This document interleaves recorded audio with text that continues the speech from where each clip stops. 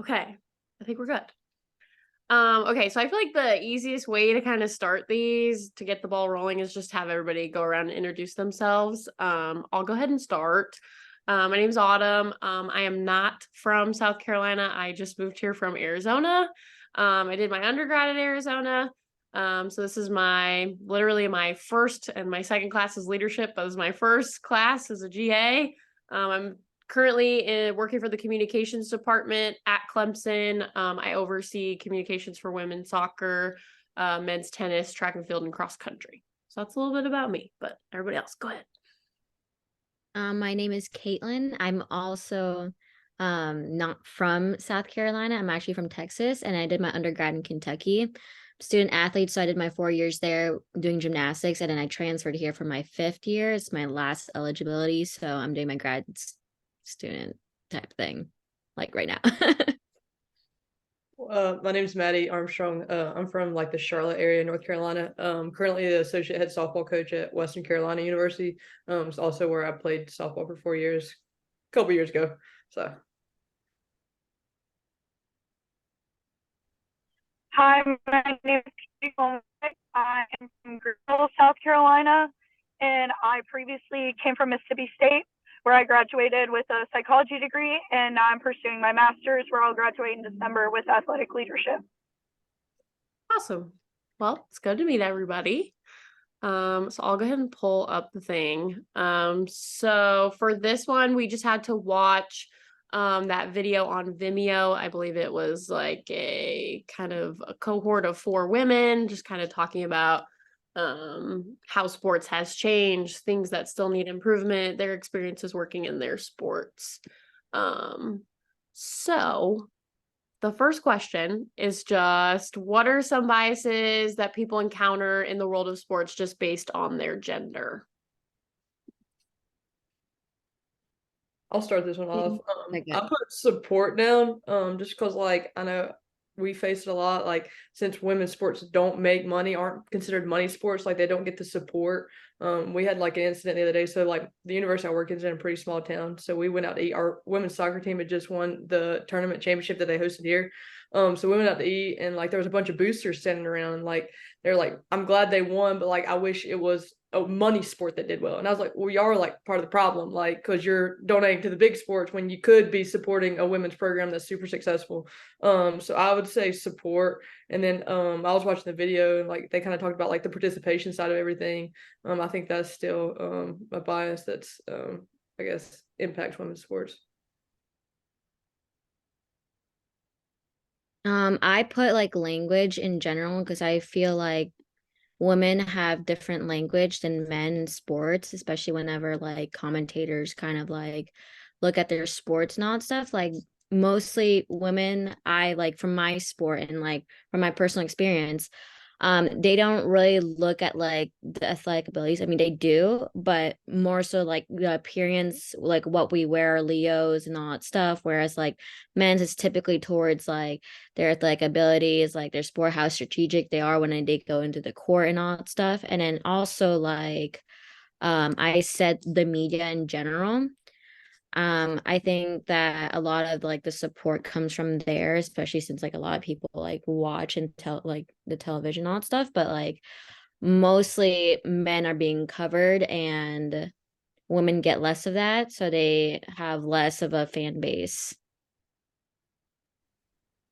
Yeah, Caitlin kind of took mine. Mine was on media coverage and how just more men's sports are covered on all media platforms, not just on television.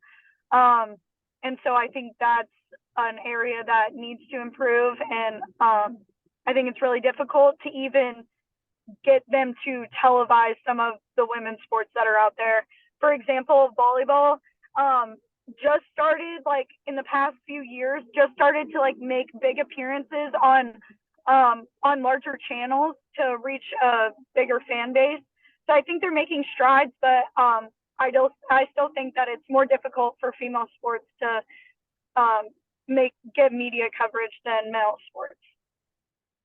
Yeah, and to go off of the both of you, I also think it's media coverage, especially in a position like mine where that's a good chunk of my job is working with the social media and working with TV. I think what really stood out to me in that video was when they were talking about how the coverage, and for you for gymnastics, right, is always so heightened during the Olympics. But we have a lot of issues with it's high when it's high, but it's low when it's low. So like there shouldn't be a drastic change after the Olympics. Like the coverage should maintain past, you know, kind of these big moments like volleyball, the Nebraska being able to play volleyball in that football stadium is crazy and it's cool, but like you would hope that from that, that's not like a one-time thing, right? Like that's something that like could build upon that. So I totally agree with everybody. The next question on here is, what are other biases besides gender that we have to combat? And then how can you help be an ally with those biases? So I put racial biases for this one, especially like kind of going back to that first article that she had us read for I think it was the discussion board, the very first discussion board about the coach that they were talking about what she wore and all that stuff. So I put racial biases, and I also put socioeconomical, I guess, biases, because like I know in the video they kind of talked about like getting kids in underprivileged areas to play golf or like play softball, because like they are more expensive to play, and I know that sometimes has an impact I guess on the participation in sports and all that. I guess the way to combat that, I just said just continue to advocate and then just being an ally. So I also said racial bias and discrimination, like against like underrepresented groups. Like I've noticed that typically like white athletes, whenever there's like penalties, they get warnings first, but like the other underrepresented groups like don't usually get that. And like the minor penalties end up turning to a bigger one because of like how they react, and people think that's like too violent or like aggressive for like that nature. And then I just kind of said like to support it, like a lot of people use social media for these things and like kind of show like their support. And then I also think that like going to like in-person events that are like sports related kind of bring other people together and like with different backgrounds would help. And also like it doesn't even have to be like a big event, like more like a one-on-one interaction with like that person who's like experiencing this would help. Okay, I also said racial bias, all for the reasons that both of y'all have just said. And I think it's really interesting, and I think we've taken big strides, but it can improve immensely.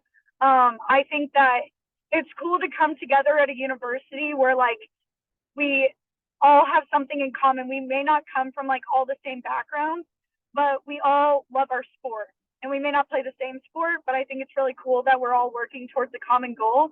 So I think like over the years, I think it'll continue to grow and continue to get better in that aspect. Well, at least I hope it does. But yeah, and the way that I can help that is just like, I think just being a good teammate, like on my team, and like lifting others up and like being a good like setting a good example for those. I think that like, you know, it's good we have a lot of little girls that come to our games, and having them see all of us interact, no matter what race we are, what background we come from, like I think just setting a good example as a sports team, because we're put on such a high pedestal, is really important for the younger ones to come.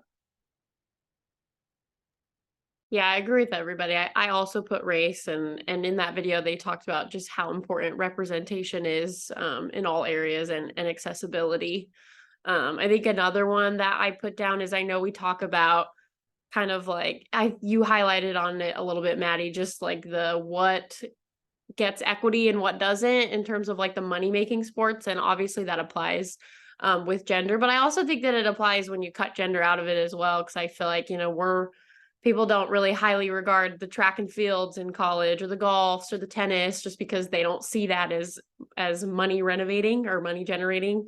So even when it is, you know, a male performing that sport, I still think there's that issue. And I think even for me in my role, and to be an ally, is to make sure, like we already talked about, is that the coverage is equal regardless, right, of what's happening. So if somebody in track has something that's just as exciting as something in football, the coverage should feel the same. The social media presence should be equal, and things like that. I also, the other thing I put on here is I think sometimes like I didn't play a sport. I was very much not an athlete. I was a theater kid. And so I feel like it's nice sometimes when I feel like biases that, and this is just my own, what I thought going into working in sports is that I wouldn't be accepted because I wasn't an athlete. And people think, oh, you can't really work in these areas if you don't have the same experience as everybody and you didn't play a sport. And that's been kind of like a nice change for me because it's not been that way. Everyone's just extremely accepting of your background. And I think that's important too, that people who, may have just grew up liking sports, but never really could play still feels like they have a space and that they, can promote all of you guys on social media. It's like my favorite thing to do is to cheer everybody on. So I think that's important too. So I also added that as well. Okay, the next one is based on the work from your story in story number 3 assignment. Do women need to have male advocates in their corner in order to succeed in the sports industry? Why or why not? So I answered this like with where we're at in history right now. I said yes. Just because like I know in social media, especially like when ESPN like tweets about female athletes, stuff like there's a ton of like backlash, like stay in the kitchen, yada yada, all that stuff. But like it's coming from a lot of people that really didn't have an athletic background, or don't understand the grind that it takes to like play on the level these athletes are playing. And so like I know like Kevin Durant, who's like a really famous basketball player, has been tweeting about women's college basketball right now. And so like having people do that and support because they understand the work, the same amount of work goes in to female sports as male sports. I think that's opening the eyes of the other people on social media that might be hating on women's sports because like, well, if a male athlete that I look up to is advocating for it, like maybe it's like, hey, let's check it out. Like there might be something to it. So I think that I guess female athletics in general are gaining kind of a lot of interest from more well-known male athletes kind of advocating for them. So I say with where we're at right now, yes, hopefully we get to the point where we don't have to. So I agree with like what Maddie said. I had put that like women can be successful without males, but it's such like a male dominated industry that like having one in your corner would be beneficial because obviously like as you said, like social media, like it can be run by males and all that stuff, and like more senior like people I guess in those positions are like males. And I think in terms of like networking, it would just be easier to have someone there. And that goes around with like women too. Like if they're like in a head position, obviously like networking, it's just like based on like who you know and like how you can get into that position is what I'm saying. You'll skip over me real quick. Yeah. I will come back to this question. I'm trying to switch over to my laptop right now. You're good. Yeah, I agree with you guys. I think especially basketball is just such a great example of just the traction it can get if, some of these higher level professionals, are all talking about it, then we all start talking about it. And like even today, our women's soccer team is playing this weekend and we had Dabo Sweeney do a like short little vlog piece. And while I don't feel like that should be the only reason people show up to the soccer game, like it is like a good push, right? Because, if Dabo's telling you to go somewhere, then I guess that means you should go. But I do think using them, in the spaces that we can is important. But I always wondered too, like for gymnastics, I know Caitlin could probably answer this. Like I almost feel like you don't need it necessarily. I feel like, the Simone Biles of the world, and they can be that kind of promoting factor. I don't know if the male ally is as highly regarded for gymnastics, which I always thought was really cool for gymnastics. It's a very much like, if Simone Biles is talking about you, like, dang, I feel like you made it like that. Like you are it, right? So it's like, I feel like for sports, like for that one, for example, I don't know if you would necessarily need to have the male ally, but I do think it's important that male allies from different sports still show support, for things like gymnastics or even volleyball too. What's crazy Yeah. actually like gymnastics is like well known for like the female side and not male side, and like a lot more like collegiate like universities have female gymnastics aside from like males, where like I think only a handful of them are present now because not a lot of people support male gymnastics because like it's not as cool. I mean, it is cool, but like also it's like not as well known and all that stuff. But yeah. Yeah, I would agree with you, Caitlin. That's the same for volleyball too. There are not a lot of male volleyball teams in the country right now. There's a few collegiate ones, but it's definitely a women dominating sport, which I think is really interesting. And I think that, having men that are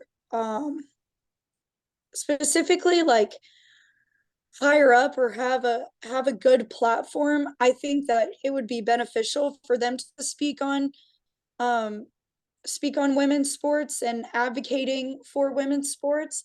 But I don't think it's a necessity. I think that women have every right to like get the job done, and like I think that they have as much power as they want to, but I do think that like they could benefit so much from having a male that was maybe like on a pedestal, like speaking out about how to promote women's sports. Yeah, I totally agree. The last one for now is how do we find and create more male advocates, in these spaces? I think you kind of hit it. Just continuing to post on social media the same way that you do sports, stuff like that. So just advocating, like we were kind of talking about, like the Nebraska volleyball game, like that many people watching that, like stuff like that is just huge, and gets more men involved within female athletics. So I think that's probably would be the main thing. I think you can find like male advocates who like are very vocal about like their support, not in general just by like women, but like just the equality of it, like everyone having like the same opportunities on stuff. And then like in terms of like creating, I guess, male advocates, like I like how things run in Clemson because they kind of push the equality thing and people learn about it from like the side meetings that we get before after practice, and kind of like putting I don't know if ACC does this, but SEC has kind of like a women and girls day, just basically what's it called? I'm like losing my words, but it basically just celebrates like the 50 years of female athletes being able to compete like by themselves and like having that kind of attention. So I think that ultimately just helps like getting the advocacy that they need.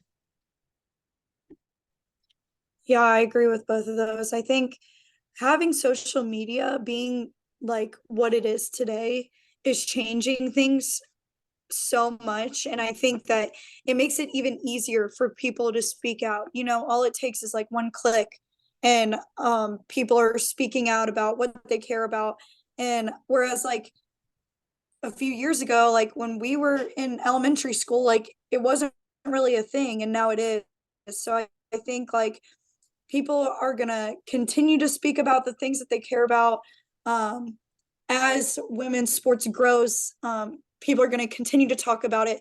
The Nebraska volleyball thing really like put college volleyball, not just Nebraska volleyball, but college volleyball like on a stage. And so I think like it only takes like one instance or one thing to show the world like this is our sport and like this is what we do. And so I think like with the help of social media, like I think things are going to start to grow even more than what they are. Yeah, I totally agree. And obviously, social media is huge, and it's important that, we advocate for these things and we share the importance. And I also think it's important for some of the male counterparts to realize why it's important. I think that's something that we like don't talk about enough. Like even at Clemson, as we're now preparing for our 50 years, like you were just talking about, Caitlin, we're preparing for all that in our department of this next upcoming season of the 50 years of women's sports at Clemson. I think it's important that they understand why that's important. Like it's not just something that, oh, that's great, we can celebrate for right now, but like why are we celebrating? Why is this something that's important to us? It's important to women, it's important to men. So I think sometimes making them feel maybe just a little uncomfortable with not knowing, I feel like sometimes works in our favor, because I do think it's important that they come in and they ask the right questions. Because I mean, there's nothing wrong with not knowing, and I guess it's up to us, right, to explain to the men, like, yeah, well, this is why this is important to us, and this is why we need your help. And I think once they have a better understanding of the importance of everything, I think, that helps not only advance the current male advocate, but it helps create the advocates as well. That is the end of all of the questions, but to keep it rolling just a little bit longer, I'm curious who everybody did their paper on. I think that's what she was talking about in the story 3. I think we got to pick like a female athlete, so I'm curious who everybody did. I did mine on Alyssa Nacken. She was like one of the first females to be like a coach in Major League Baseball. I was actually gonna do mine Simone Biles, but then I like really read it and I was like, oh wait, I'm supposed to do someone like I'm not very familiar with. And then I picked Serena Williams because like I only knew her like based off like headlines. I never like really got into like tennis or anything like that. I never really followed everything. I'm really bad at like watching sports, honest to God. Like I don't really follow it. But so I like kind of more in depth on like what she did outside of athletics, like as like a mother, like her like the things that she did for like healthcare, I think is what was like the big part of like my paper. Yeah, I did Simone Biles, and I really just knew what the general population knew about her, like knew her name, knew she was really good at gymnastics. And I find like gymnastics like really interesting, and I think it's really cool. And so that's who I chose to do mine on.